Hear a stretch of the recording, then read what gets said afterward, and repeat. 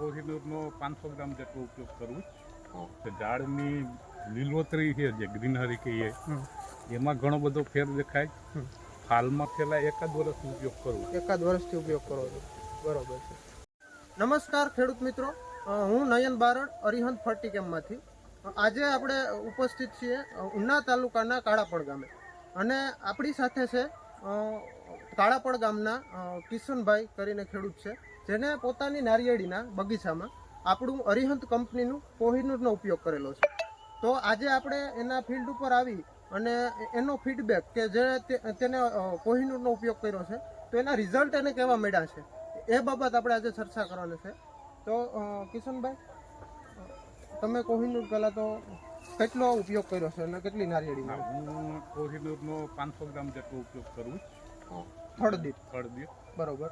એનાથી ઝાડની લીલોતરી છે જે ગ્રીનરી કહીએ એમાં ઘણો બધો ફેર દેખાય. ફાલમાં ઘણો બધો ફેર દેખાય. ફાલમાં શું ફરક દેખાય? ફાલમાં ફરો ઓછો દેખાય. બરોબર. ફળનો વિકાસ દેખાય. અને ક્વોલિટી બાબત તમને ક્વોલિટી બાબતે સુધારો ઘણો દેખાય. બરોબર છે. અને કેટલોક સમય પહેલા તમે 2-3 મહિના કેટલો સમય પહેલા યુઝ કરેલું છે? હું છેલ્લા એકાદ વર્ષનો ઉપયોગ કરું. એકાદ વર્ષથી ઉપયોગ કરો છો, બરોબર છે.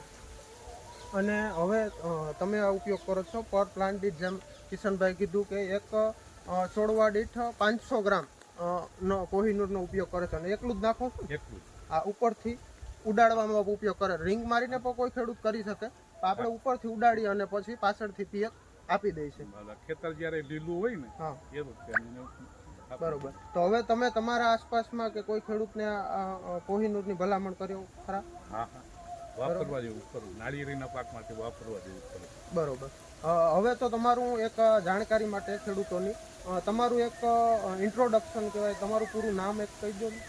મારું નામ કિશનભાઈ લાખાભાઈ મકવાણા, ગામ કાળાપણ, અને મોબાઈલ નંબર છે 9726610919. બરોબર. આભાર.